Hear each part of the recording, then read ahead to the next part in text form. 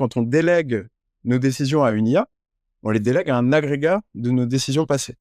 Donc, même si on lui fixe les bons objectifs et la bonne règle du jeu, elle y répondra en reproduisant nos modèles et schémas de pensée des 15-20 dernières années. Alors, si on était sûr d'avoir produit sur la période 2008-2025 une majorité de décisions éclairées, de contenu sage et pertinent et de délibération lucide, on pourrait se dire, OK, tout peut s'accroire qu'on est un modèle de sagesse en ce moment. La trajectoire est la bonne, on peut passer en pilote automatique, comme tu dis. Mais si, comme je l'expliquais dans le livre, la catastrophe écologique, elle vient avant tout de l'inadéquation de nos modèles à la réalité décrite par la science, alors vouloir automatiser nos décisions à partir de ces modèles, c'est vraiment absurde. On retrouve en fait dans la phrase d'Eric Schmidt, d'ailleurs, en creux, l'idée que de toute façon, notre intelligence collective, elle est incapable de trouver des solutions parce qu'on n'est pas organisé pour résoudre des problèmes complexes par consensus. Ça marche pas, quoi. On a essayé, c'est le paradigme depuis Bretton Woods, et vous voyez bien, ça marche pas, le monde va mal, donc il faut arrêter ça. Mais c'est marrant parce que, allons au bout de ce raisonnement, l'IA, elle pourrait pas nous aider à faire ça plutôt?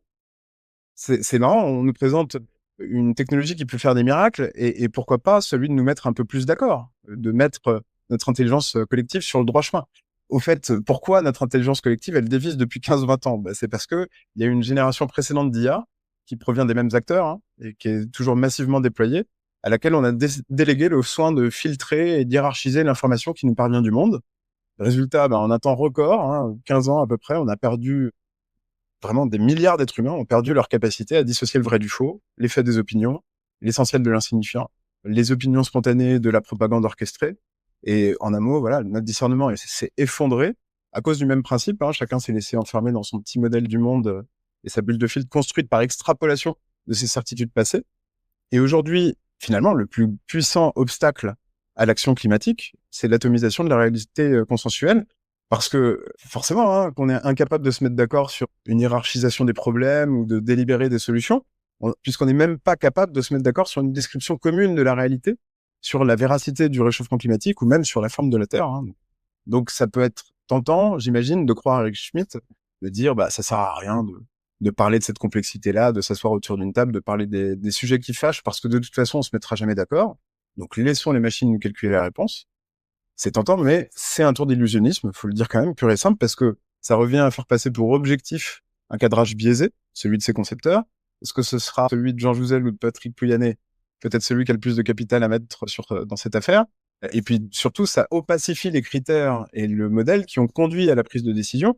Donc, ça rend la décision plus difficilement discutable. Bref, tout ça pour dire que l'IA, c'est un assemblage de tours d'illusionnisme. J'aurais pu en citer plein d'autres. Et d'ailleurs, c'est cohérent avec sa représentation sur les interfaces graphiques. Généralement, c'est une baguette magique de couleur mauve qui évoque la magie, le mystère. On retrouve normalement ça plutôt sur des sites d'astrologie. Et ça nous ramène à la question que je posais au départ. Est-ce que la hype actuelle autour de l'IA, ça prouve que la technologie progresse, ou est-ce que c'est parce que notre discernement recule? En fait, moi, je pense que c'est un seul et même mouvement. C'est que l'IA, par son design, son modèle économique, son nom, sa représentation sur nos interfaces, toute la mythologie qui l'entoure, c'est avant tout une machine à duper notre jugement, donc à appauvrir notre discernement, à la fois parce que c'est une condition sine qua non pour gagner au jeu d'imitation de Turing, pour passer le test de Turing, et à la fois parce que duper le jugement des autres, faut pas oublier que c'est une des activités économiques les plus lucratives, à la base du marketing, de la publicité, de l'économie de l'attention, du personal branding sur LinkedIn, du lobbying, de la communication politique, de la propagande, et toutes ces activités, elles se déroulent majoritairement sur nos plateformes, et elles sont aussi, sans aucun doute, les premiers domaines d'application des LLM. Donc ça ne veut pas dire qu'il n'y a pas de cas d'usage valable de l'IA pour répondre au réchauffement climatique. Ça veut dire qu'il va être très difficile d'appliquer avec discernement une technologie qui est en partie conçue pour nuire à notre discernement.